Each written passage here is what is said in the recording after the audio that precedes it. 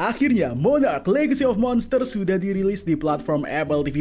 Dan seperti biasa, kita akan breakdown series ini yang telah memasuki episode ketiga. Dan akan segera kita breakdown mulai dari episode 1. So Universe, let's talk about it.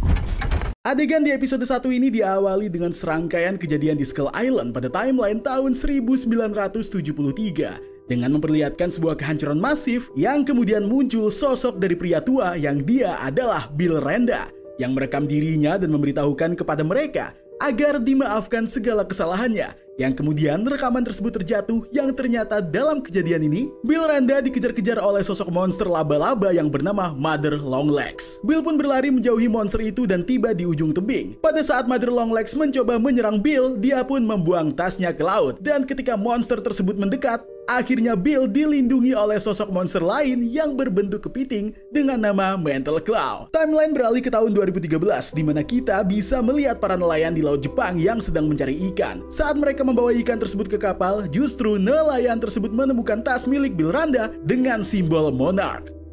Timeline berganti ke tahun 2015 yang memperlihatkan sosok wanita yang bernama Kate di dalam sebuah pesawat yang sudah mendarat di Jepang.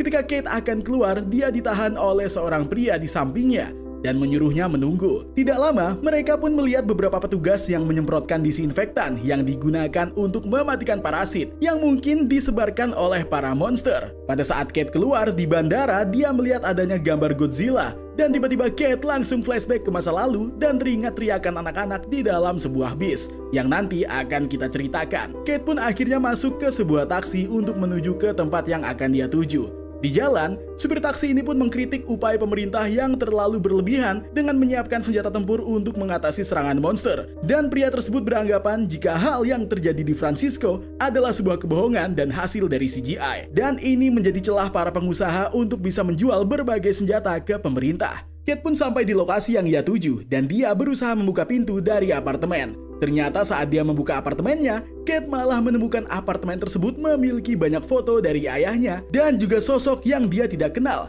Ternyata apartemen itu sudah berpenghuni yang di dalamnya ada seorang ibu dan pria yang dia bernama Kentaro. Dan hal ini membuat mereka kebingungan. Kentaro bertanya bagaimana dia bisa masuk ke dalam apartemen. Ternyata Kate memiliki kunci dari ayahnya. Dan plot twist, ternyata Kentaro dan Kate adalah anak dari pria yang sama namun berbeda ibu. Timeline beralih ke tahun 1959 di Kazakhstan yang memperlihatkan dua pria lain dan satu wanita, yaitu ada Bill Randa versi muda dan Li Xiao versi muda serta Keiko, yang mereka bertiga akan menuju ke sebuah lokasi dengan bantuan alat yang dapat mendeteksi energi radiasi. Mereka pun akhirnya masuk ke dalam area terlarang tersebut hingga bertemu dengan seorang anak. Yang anak ini berkata jika udara di tempat ini aman dan mereka juga memakan daging di sekitar lokasi itu. Meskipun Keiko berkata jika hal tersebut berbahaya karena terkontaminasi. Anak tersebut berkata jika pemerintah membuat sebuah lubang yang menembus neraka. Dan anak ini akhirnya menunjukkan arah lokasi yang dia maksud. Keiko, Bill, dan Lee pun menuju ke sana. Yang ternyata pada saat menuju di sana,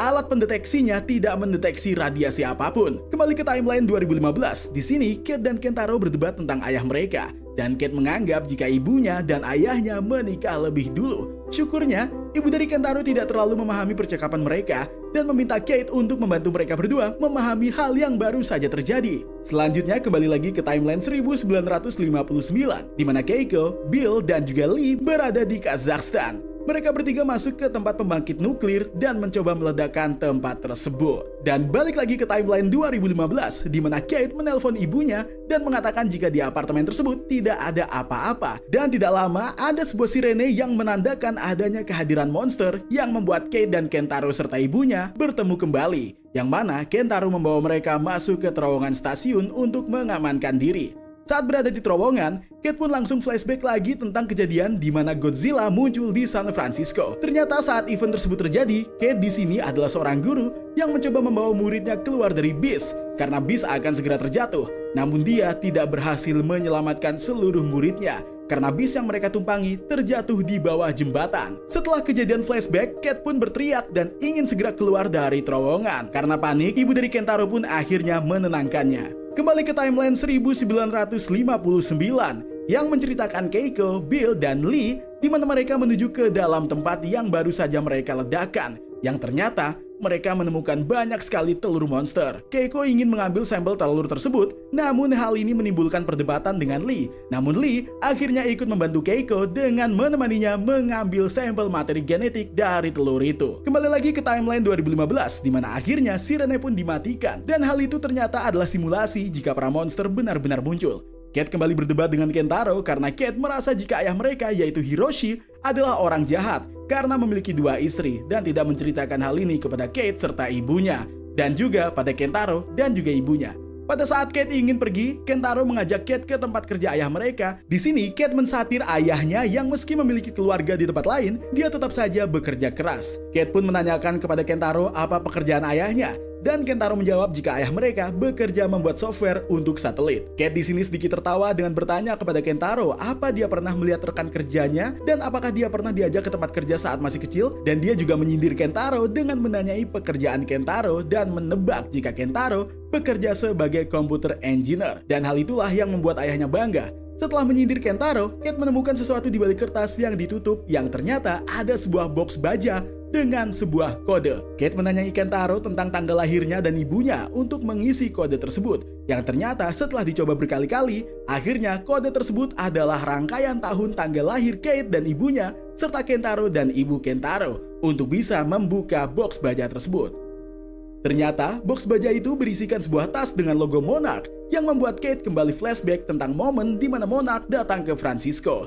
Kate pun meminta bantuan kepada Kentaro untuk mengetahui isi dari file di dalam tas tersebut, dan Kentaro membawa Kate ke Iris West, maksud saya Mei, yang sedang makan mie. Mei menjelaskan jika file ini seperti file yang ada di tahun 70-an dan dia sedang tidak ingin diganggu. Yang ternyata Mei adalah mantan pacar dari Kentaro. Dengan kedatangan Kentaro secara tiba-tiba, Mei merasa jika Kentaro datang untuk memanfaatkannya sebagai teknisi. Kentaro mencoba menjelaskan kondisi yang terjadi pada dirinya sekarang, dan akhirnya Mei pun mau membantu mereka. Di sini, Mei mencoba untuk mengakses isi data dari file yang telah diberikan, yang ternyata setelah membuka akses data tersebut, itu adalah data milik Monarch, dan Monarch mengetahuinya serta mencoba melacak lokasi mereka. Kembali ke Jepang, Kentaro di sini berkata jika ini seperti sebuah map satelit, dan Kentaro bertanya, apa itu Monarch? Kate menjelaskan jika Monarch muncul di San Francisco saat event kemunculan Godzilla. Di sini, Kentaro terlihat marah jika ayahnya tidak di San Francisco, maka ayahnya tidak akan tewas. Dan Kate menjelaskan bahwa jika ayahnya pun tidak ada di San Francisco pada saat kemunculan Godzilla. Cerita beralih ke timeline 2014 di mana Kate berada di sebuah camp dan ditelepon oleh ayahnya. Ayahnya pun mencari Kate dan mereka pun bertemu, sehingga dia memberikan sebuah tiket bis dan menyuruhnya bertemu Reno untuk pergi ke tempat yang aman. Ayah Kate tidak bisa ikut dan dia ingin Kate dan ibunya mengamankan diri mereka sesegera mungkin. Kembali lagi ke timeline 2015 di mana Kate menyuruh Mei menghentikan proses scanning yang ternyata Kate melihat ada foto neneknya di sebuah jejak kaki raksasa. Dia bertanya kenapa dia ada di sana. Kentaro pun menambahkan jika neneknya telah meninggal pada saat ayah mereka masih kecil. Dan kembali ke timeline tahun 1959 di mana Keiko dan Lee turun ke bawah untuk mengambil sampel telur tersebut. Belum lama untuk mengambil sampel, ternyata beberapa saat kemudian telur-telur ini pun menetas dan membuat mereka berdua segera kabur dari lokasi. Pada saat kabur, Keiko ditarik oleh beberapa monster yang baru saja menetas ini. Lee pun mencoba untuk menolong dengan menembaki para monster tersebut, namun jumlah mereka yang terlalu banyak membuat Bill tidak bisa menarik Keiko, dan hal ini membuat Keiko jatuh dan tewas. Dan mari kita masuk ke breakdownnya. Monarch Legacy of Monsters ini menjadi series yang cukup fresh karena menceritakan banyak sekali kejadian di tahun event-event penting yang terjadi sebelum tahun 2015 dengan lokasi yang berbeda seperti Kazakhstan, San Francisco, dan juga Jepang. Kita diperkenalkan Keiko dan Bill yang telah menikah serta Lee yang masih muda. Dalam series ini juga menceritakan event lain dalam sudut pandang manusia yang menjadi korban pada event G-Day di San Francisco melalui Kate. Yang memang kemunculan Godzilla dan pertarungannya dengan Muto membuat kehancuran yang begitu masif. Berbeda dengan di San Francisco, di Jepang tidak semua orang mempercayai kemunculan Godzilla.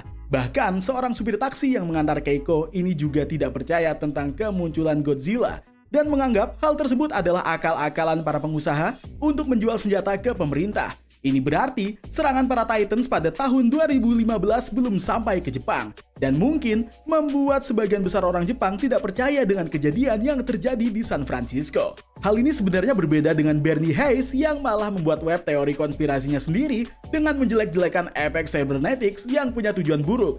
Dan hal tersebut ternyata menjadi nyata pada saat Apex Cybernetics menciptakan Mecha Godzilla yang menghancurkan sebagian kota saat bertarung melawan Godzilla dan juga Kong. Dalam sudut pandang manusia, kita juga diperlihatkan drama keluarga antara Kentaro dan juga Kate yang membuat Kate cukup marah dengan ayahnya. Dan hal ini sebenarnya sangatlah normal jika Kate mengira ayah mereka tidak lebih mencintai mereka dibandingkan Kentaro dan ibunya. Namun ternyata hal tersebut terbantah saat Kate memasukkan kode box baja yang ternyata kode tersebut berisikan tahun tanggal lahir mereka dan ibu mereka. Selain menghadirkan drama keluarga, Monarch Legacy of Monsters juga cukup horor dengan memperlihatkan sudut pandang manusia yang mencoba melakukan kontak langsung dengan para monster. Seperti yang terjadi pada Keiko dan Lee yang membuat mereka harus diserang oleh Endoswarmer yang baru saja menetas. Kemudian kita juga diperlihatkan adanya sosok dari Mental Claw, yaitu sosok monster yang berbentuk kepiting raksasa yang sebelumnya sudah pernah kita lihat dalam animasi Netflix Skull Island. Dan pada saat Kate, Kentaro, dan juga ibunya serta beberapa masyarakat di Jepang mengungsi di sebuah terowongan, ini sebenarnya adalah callback dari film Shin Godzilla yang memang memperlihatkan banyak sekali orang-orang yang mencoba untuk melarikan diri dan mengamankan diri mereka di terowongan kereta pada saat Shin Godzilla menyerang kota. Sampai di episode ini kita tidak diperlihatkan sosok monster yang muncul di teaser dan di trailer Monarch Legacy of Monsters. Meski begitu, vibe horror dari episode 1 cukup memberikan atmosfer yang kurang lebih sama dengan yang ada di dalam film Godzilla 2014. So, itu tadi adalah breakdown dari Monarch Legacy of Monsters episode 1. Kalau misalkan ada yang kurang atau teman-teman ingin menambahkan, silakan tulis di komentar ya Universe. Anyway, terima kasih sudah menonton video ini dari awal sampai habis. Terima kasih juga telah bergabung di membership community. Dan terima kasih juga atas super thanks yang telah kalian berikan.